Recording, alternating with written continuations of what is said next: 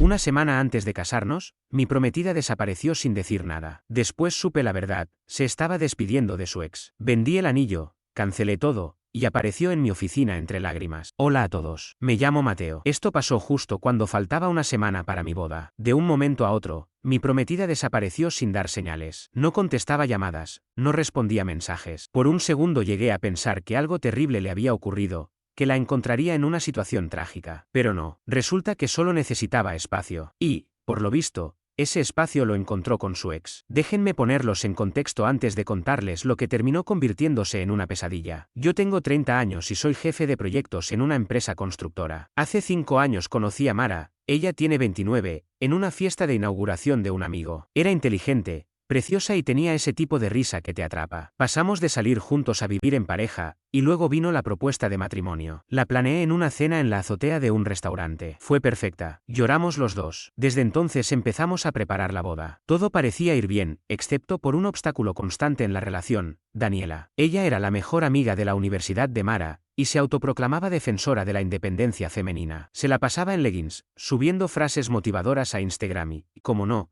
siempre tenía algo negativo que decir sobre mí. Me miraba con desprecio, como si escucharme le resultara una tortura. Mi hermano mayor, Sergio, nunca se la tragó. En el primer asado familiar en que la conoció, Daniela se puso a dar cátedra sobre masculinidad tóxica mientras él asaba unas hamburguesas. Sergio la miró fijo y le soltó: lo único tóxico que veo es eso que te pusiste en las cejas, parecen dos babosas peleando por territorio. Mara se enojó, pero yo casi escupo la bebida de la risa. Daniela siempre estaba soltera, pero creía tener la autoridad para opinar sobre relaciones ajenas, especialmente para proteger a Mara de supuestos errores. Y, como era de esperarse, Mara la defendía: solo quiere lo mejor para mí. Pero todos sabíamos que Daniela era ese tipo de amiga que sabotea relaciones para no quedarse sola. En cada salida de grupo, se las arreglaba para arrastrar a Mara a algún rincón y tener charlas privadas. Después de esas conversaciones, Mara volvía confundida, cuestionando decisiones que ya habíamos tomado o lanzando ideas que claramente no eran suyas. Una vez la enfrenté y Mara me soltó el clásico: estás siendo paranoico. Daniela era como ese compañero de trabajo que no hace nada útil, pero está copiado en todos los correos importantes. Ruidosa,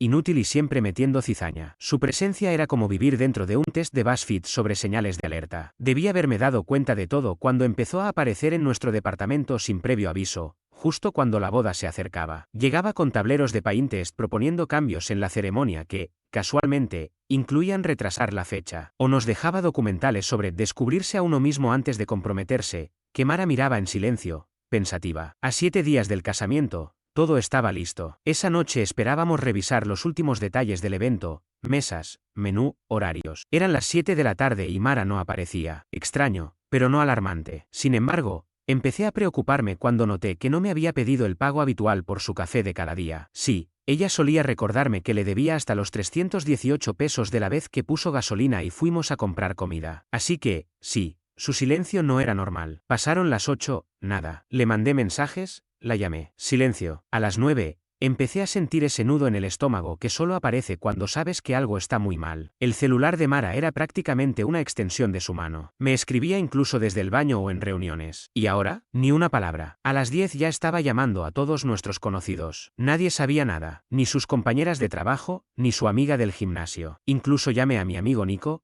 pensando que tal vez estaban organizando alguna sorpresa. Nada. Su hermana, Andrea, tampoco tenía idea. Sus padres, tampoco. A medianoche, estaba en estado de pánico. Fui a su departamento. Estaba oscuro y su coche no estaba. Entré con mi llave de emergencia, temiendo encontrarla herida o desmayada. Pero todo estaba en orden: cama hecha, platos lavados, excepto que su bolso de mano y algunas prendas habían desaparecido. Al día siguiente fui a la policía. Expliqué todo y presenté una denuncia de persona desaparecida. El oficial me miró como si estuviera exagerando. Señor, los adultos tienen derecho a irse sin avisar. Me contuve. Esta no era una desaparición cualquiera. Era una mujer que me avisaba cuando cambiaba de aplicación del celular. Una mujer que me llamaba cada día durante su almuerzo. Una semana antes de nuestra boda. Al segundo día, sus padres también se alteraron. Llamaban a hospitales, amigos, incluso a excompañeras de universidad. Nada. Su madre estaba convencida de que la habían secuestrado. ¿Y yo? Empecé a temer lo mismo, aunque había una vocecita en mi cabeza que sugería algo peor. El tercer día, me llamó la policía. La habían encontrado, sana y salva, en casa de Daniela, a 3 horas de distancia. Fue un alivio, por 2 segundos, porque luego llegó la peor parte: ella no estaba perdida ni herida, simplemente se había ido.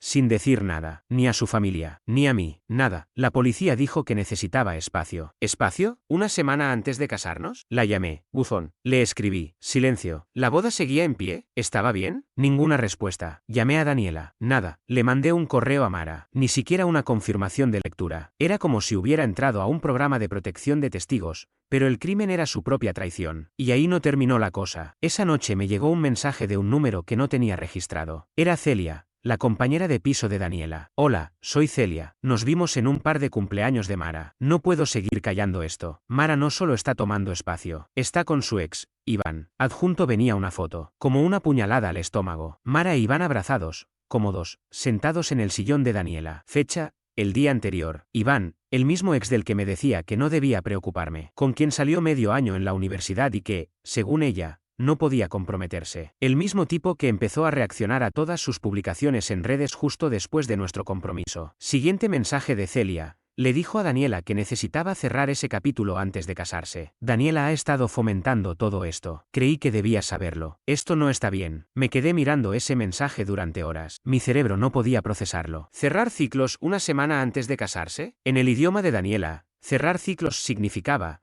quiero asegurarme de que mi ex ya no es opción antes de casarme contigo. Llamé a mi hermano Sergio. Tiene 38, está divorciado y es directo como una roca, pero siempre dice lo que necesita decirse. Estaba en una reunión con un cliente cuando mi compañera Nancy asomó la cabeza por la puerta y me dijo: perdón que interrumpa, Mateo, pero hay alguien afuera que dice que es urgente. Ahí supe que algo más venía. 5 días. Ese era el tiempo que había pasado sin saber nada de Mara. Ni un mensaje, ni una llamada. Solo silencio. Hasta que finalmente supe la verdad. Estaba en casa de Daniela, con su exnovio, Iván. Me quedé en blanco unos segundos. Luego vino la frase de mi hermano Sergio: lo sabía. Esa tal Daniela nunca fue buena influencia. Y tenía razón. No podía quedarme quieto. Empecé a hacer llamadas. Cada una era como recibir un golpe en el estómago. Primero la del lugar del evento, $5,000 perdidos. Luego el catering, $3,500 que se esfumaron. El fotógrafo no solo se quedó con el adelanto de $2,000, sino que ya tenía otra boda para esa fecha. Los vuelos de la luna de miel no eran reembolsables, $1,800 al tacho. El resort en Maldivas, que fue idea de Mara, tampoco devolvía nada. Ahí se fueron $7,500 más. En total, entre todo lo que yo había adelantado, perdí cerca de $15,000. Y ni hablar del dinero que su familia iba a poner. Ellos se encargaban del vestido y de pagarle directamente a la florista, pero fui yo quien dejó la seña inicial. Sergio, sentado en mi sofá, me observaba mientras hacía una llamada tras otra. Cuando colgué con el salón, solo dijo: por eso yo me casé en la corte. Me costó $75. Claro, el divorcio me salió $20,000, pero al menos la boda fue barata. Después vino el golpe emocional, contarle a la familia y amigos. Les dije que la boda se cancelaba. No les mencioné a Iván. Me limité a decir que las cosas no funcionaron. Mi madre lloró. Mi padre me preguntaba una y otra vez: ¿qué pasó, hijo? ¿Cómo explicarle que ni yo lo entendía del todo? Mi primo Pedro, que ya había comprado un vuelo desde Seattle, se quejó: ¿estás hablando en serio? El pasaje no tenía reembolso. Trevor, mi mejor amigo y padrino, había organizado una despedida en Las Vegas que iba a ser ese mismo fin de semana. ¿Qué diablos, Mateo? Ya dejé dinero en todo, me dijo. Mi abuela Ruth, que estaba ilusionada por ver a su nieto casarse antes de morir, sus palabras, no las mías, preguntó: ¿devuelvo el juego de vajilla que te compré? Guardé el ticket, por si acaso. Ya me he casado 3 veces, sé cómo son estas cosas. Ese mismo día, le respondí a Celia, compañera de piso de Daniela. Me había mandado una foto de Mara e Iván juntos. Le escribí: gracias por avisarme. ¿Ella sabe que hiciste esto? Me contestó al instante: ni loca. Daniela me mataría si se entera. También me dijo que llevaba tiempo convenciéndola de que debía explorar sus opciones antes de casarse, que Mara merecía vivir más. Básicamente, llevaba años sembrando dudas sobre mí. Perfecto. Mientras yo elegía sabores para la torta, mi prometida escuchaba consejos tóxicos de una amiga entrometida y revivía su historia con un ex. Genial. Ah, y el anillo. Un diseño vintage. Corte cojín, 1.5 quilates. Su anillo soñado. Me costó $15,000. Lo llevé a una joyería. Me dieron $9,800. Menos de lo que esperaba, más de lo que temía. Esa plata sirvió para cubrir una pequeña parte de mis pérdidas. El joyero, un hombre mayor llamado Saúl, me miró con lástima cuando se lo entregué. Déjame adivinar, cambió de opinión, me dijo. Asentí. Pasa más de lo que crees, suspiró. La semana pasada vino un tipo con un anillo de hace 3 años. Su esposa lo engañaba con su instructor de CrossFit. La vida es así. Volví a casa y empecé a empacar todo lo de Mara. Fotos, ropa, ese peluche ridículo que gané en una feria. Todo etiquetado, listo para cuando se dignara a aparecer. En un cajón encontré uno de esos cristales de amor propio que, supuestamente, alejan las malas energías. Al parecer, no funcionó. Debería habérselo dejado pegado en la puerta como regalo de regreso. También imprimí la foto que Celia me envió y la metí en la caja junto con las invitaciones de boda. Un pequeño archivo del engaño. Mientras embalábamos, Sergio tomó una foto nuestra enmarcada. Se rió y dijo: mira tu cara. Puro amor e ignorancia. No sabías que ella iba a desaparecer como Houdini. Esa fue la primera señal, cuando puso ese cartel de vive, ríe, ama, en tu baño. Al fondo de una caja encontré algo que me hizo detenerme, un diario que ella había dejado. Nunca fui de invadir la privacidad de nadie, pero dadas las circunstancias, hice una excepción. Lo hojeé y encontré entradas de 3 meses atrás. Escribía sobre haber coincidido con Iván en una cafetería, cómo eso le removió sentimientos que creía superados, y cómo Daniela la animaba a explorar lo que sentía antes de casarse. No fue un impulso, lo había planeado. Todo, había decidido probar con su ex antes de comprometerse conmigo. Y Daniela, esa amiga manipuladora, había sido la arquitecta del desastre. Guardé el diario junto al resto de sus cosas. No lo necesitaba como prueba personal. La foto bastaba. Pero si alguien intentaba decir que yo era el malo, ahí estaba la evidencia. Al cuarto día sin noticias de ella, sus padres comenzaron a llamarme, exigiendo una explicación de por qué estaba cancelando todo sin dejar que Mara diera su versión. Les dije que su hija estaba en casa de Daniela, ignorando deliberadamente todos mis intentos de contacto. No mencioné a Iván, no era mi historia que contar. Su padre, Christopher, tuvo el descaro de decirme: los jóvenes se asustan a veces. Es normal. Mara siempre ha sido sensible. Deberías tenerle paciencia. ¿Paciencia? Yo tuve que presentar un reporte de persona desaparecida porque su hija prefirió huir sin siquiera enviar un mensaje, una semana antes de la boda. Pero sí, claro, el exagerado soy yo. Y así llegamos a ese momento en mi trabajo, 5 días después de la desaparición, con Nancy en la puerta, avisándome que alguien pedía verme con urgencia. Salí a la recepción y ahí estaba Mar, ojos hinchados, el cabello hecho un desastre, con la cara de quien ha llorado durante días. Mateo, murmuró, la voz quebrada por las lágrimas, y trató de acercarse para abrazarme. Me aparté con firmeza. ¿Qué estás haciendo aquí?, pregunté en voz baja. Nancy, la recepcionista, fingía interés por su pantalla, aunque se notaba que estaba escuchando todo. Necesitamos hablar, susurró Mara, conteniendo las lágrimas. Por favor, todo esto ha sido un error. ¿Un error? ¿Desaparecer una semana antes de nuestra boda, sin decir nada a nadie? Para irte con tu ex. Olvidarse de comprar leche es un error. Lo tuyo fue un bombardeo nuclear a nuestra relación. Lo sé, me asusté, entré en pánico. Daniela me dijo algunas cosas y no supe cómo enfrentarte. Me llené de vergüenza. Mateo, aún te amo. Quiero arreglar esto. Intentó tomar mi mano, pero la retiré. ¿Arreglar esto? Mara, no hay nada que arreglar. Todo se terminó. Cancelé la boda. Definitivamente. Su rostro se descompuso y enseguida se endureció. No podías hacer eso sin consultarme. Era nuestra boda. Eran nuestros planes. Planes que abandonaste cuando te fuiste sin decir palabra. Necesitaba espacio, respondió, subiendo el tono. Nunca lo entendiste. Siempre encima, siempre queriendo saber dónde estaba. Claro. Ahora resulta que soy el novio controlador por preguntar por mi prometida una semana antes del casamiento. ¿Y Daniela? Pregunté sin disimular el sarcasmo. ¿Ella también va a estar en la nueva boda que piensas organizar? Los ojos de Mara se abrieron apenas. Daniela solo intentaba ayudarme a entender mis sentimientos. Siempre ha querido lo mejor para mí. Seguro que sí, respondí con frialdad. Tus sentimientos te llevaron por caminos bastante interesantes. Su expresión pasó de la confusión a la defensa. Solo necesitaba tiempo para pensar, para estar segura. Después de 5 años juntos, lo mínimo que puedes hacer es dejarme explicarte. No te debo nada, Mara. Estás siendo completamente irracional, dijo, perdiendo la compostura. No todo gira en torno a ti. Yo también he estado bajo presión, con todos los preparativos. No es justo. Traducción. Iván no quiso saber nada contigo y ahora soy tu segunda opción. No, gracias. Y lo peor es que parecía que era yo el que había abandonado todo. Como si fuera el villano por haber cancelado una boda que ella misma destruyó. Nancy intentaba mantenerse al margen, pero sus ojos se agrandaban con cada palabra. Estaba claro que la historia del día en la oficina ya tenía protagonista. Mara, estoy en medio de una reunión con un cliente. No puedo lidiar con esto ahora. Claro, dijo con tono dolido. Tu trabajo siempre fue más importante que nuestra relación. Casi me río de la ironía. ¿Nuestra relación? ¿La que pusiste en pausa para irte con tu ex a ver si valía la pena revivir lo de antes? Su rostro se volvió blanco. ¿De qué estás hablando? No lo ocultes más. Se lo de Iván. Su expresión fue un desfile de emociones. Primero sorpresa, luego culpa y finalmente esa mirada calculadora de quien intenta evaluar cuánto sabe el otro. No fue lo que parece, solo hablamos como amigos. Daniela creyó que me daría perspectiva.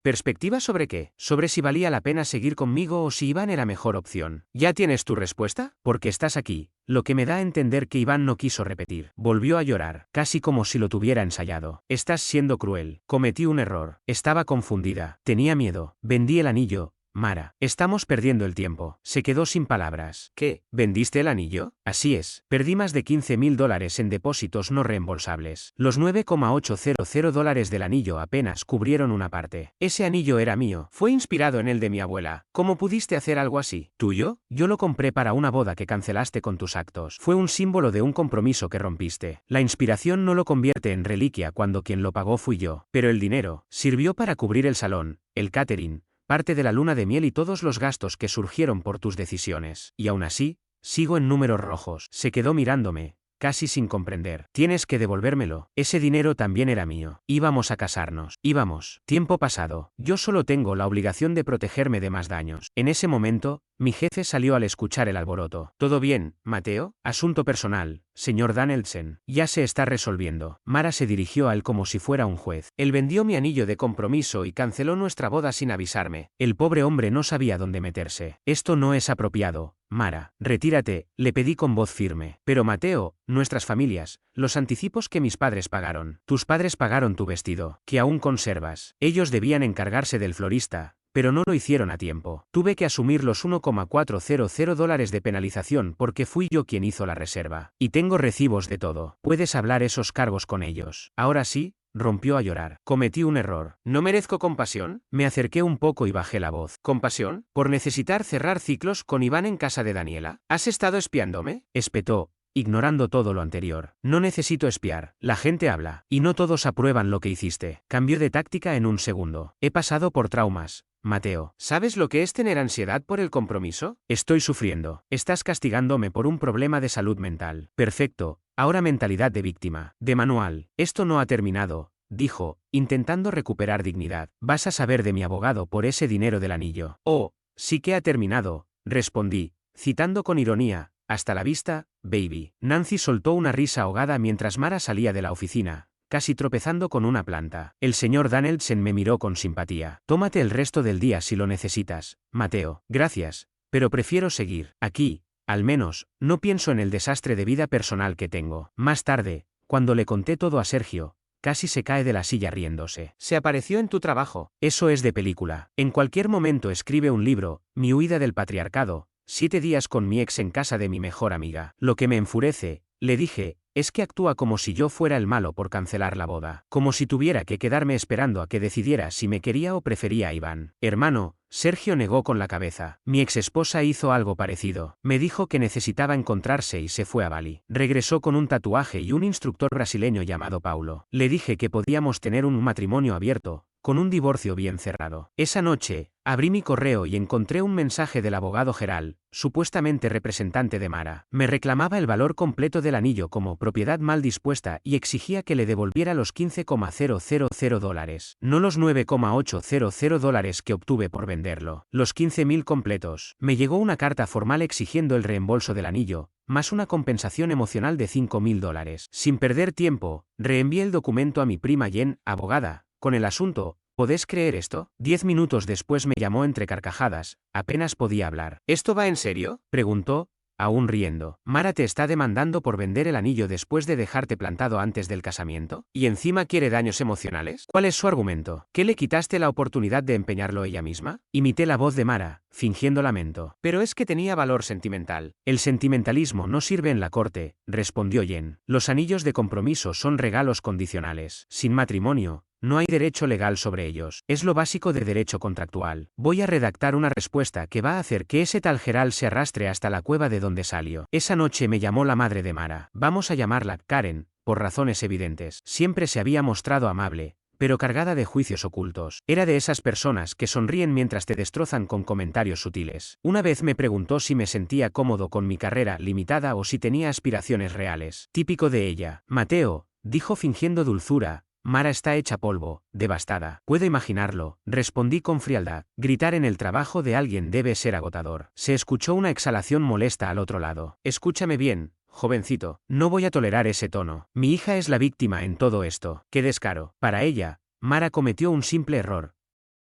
Pero mi reacción fue completamente desproporcionada. Que vender el anillo, cancelar todo sin consultar a nadie, arruinaba la imagen de su familia. Ahí estaba la verdadera preocupación, la imagen. No el abandono de su hija, sino como eso quedaba frente a los demás. Tuvo el descaro de insinuar que las disculpas de Mara debían ir acompañadas de mi compromiso de retomar la boda y devolver el dinero del anillo. Cuando lo llamé delirante, giró el discurso hacia el valor sentimental del diseño del anillo, un diseño sacado de un catálogo. Luego me recordó que ellos pagaron el vestido de Mara y nos habían dado $5.000 para la luna de miel. Le aclaré que ese dinero se usó en la reserva no reembolsable de un resort en Maldivas, elegido por la misma Mara. Tenía recibos y estados bancarios como prueba. Fue inapropiado que te quedaras con ese dinero, espetó. Hablaré con nuestro abogado. Ya estaban todos con la manía legal. Cuando mencioné la penalización por cancelar el florista, monto que terminé pagando porque ellos no cumplieron su parte, explotó. ¿Es un chantaje? Quiero hablar con tus padres. Ellos necesitan saber el tipo de hijo que criaron. Lo más absurdo fue cuando defendió a Mara diciendo que se había asustado. Las chicas jóvenes hacen estas cosas, afirmó. Yo también dudé antes de casarme con Christopher. Es normal. Karen,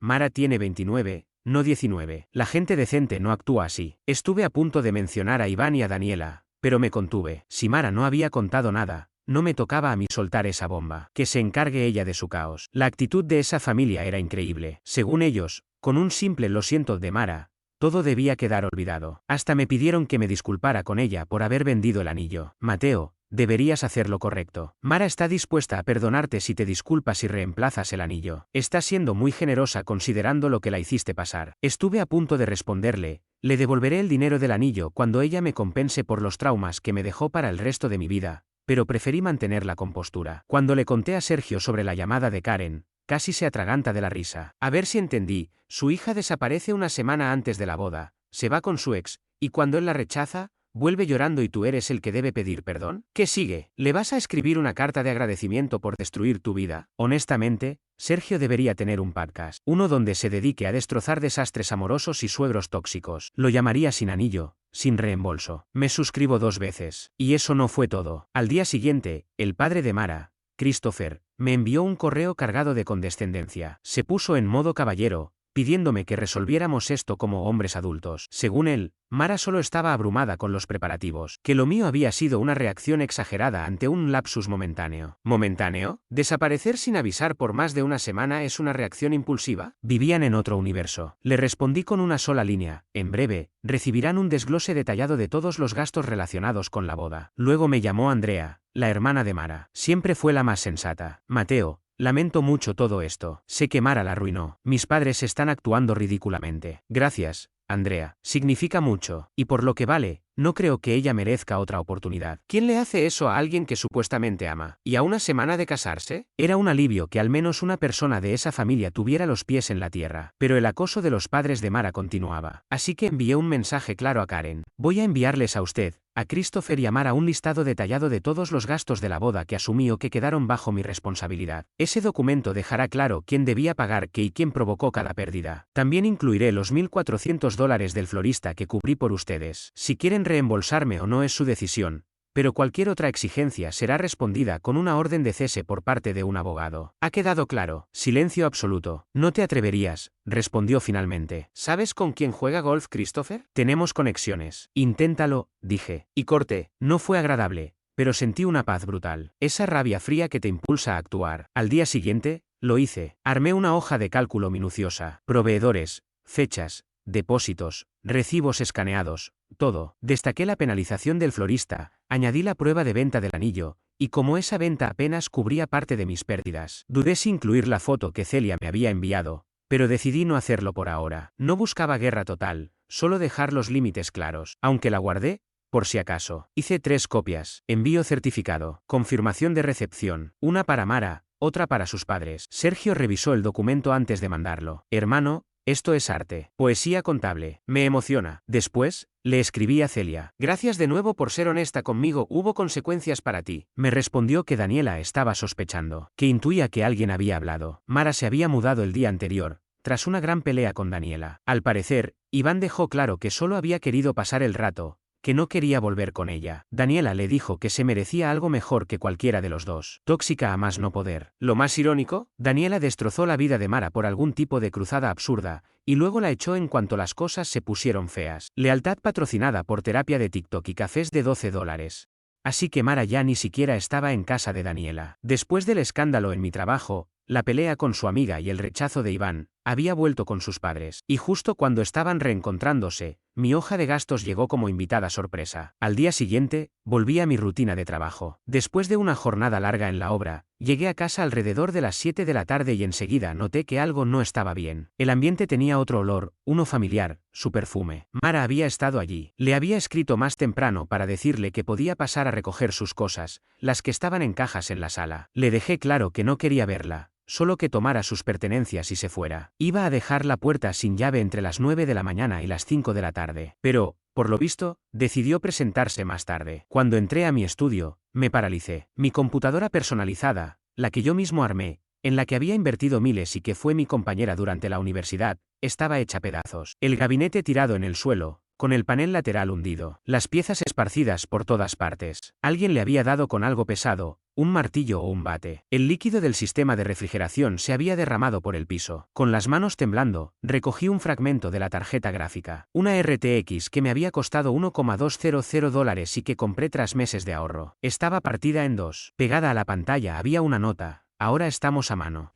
Sentí como me hervía la sangre, pero traté de mantener la calma. Lo primero que hice fue llamar a Jeff, mi vecino, que tiene uno de esos timbres con cámara que apunta justo hacia mi puerta. Le pregunté si su cámara había grabado a alguien entrando a mi apartamento ese día. Sí, de hecho, me dijo, tu novia pasó por ahí como a las 5:30. Me pareció raro. Bueno, tu ex. ¿Podrías enviarme ese vídeo? Le pedí. Claro que sí, hermano. En el vídeo se veía claramente a Mara entrando a las 5:38 de la tarde, cargando lo que parecía ser una pequeña maza. ¿Qué demonios? Salió a las 5:52 de la tarde, con una expresión triunfante, como si acabara de lanzar un álbum ganador, como si acabara de dejar un mensaje de guerra. Y mientras ella se iba así, yo estaba ahí, parado frente a mi computadora como si acabara de presenciar un crimen de guerra. Le tomé fotos a todo, a los daños, a la nota, a cada componente destrozado. Luego le escribí a Mara, ¿por qué destruiste mi PC? Apenas mandé el mensaje, aparecieron los 3 puntitos. Llevaba tiempo esperando este momento. No sé de qué hablas, respondió. ¿En serio? ¿No fuiste tú la que entró a mi departamento con un martillo hoy a las 5:38? Pasó un minuto sin respuesta. Luego escribió,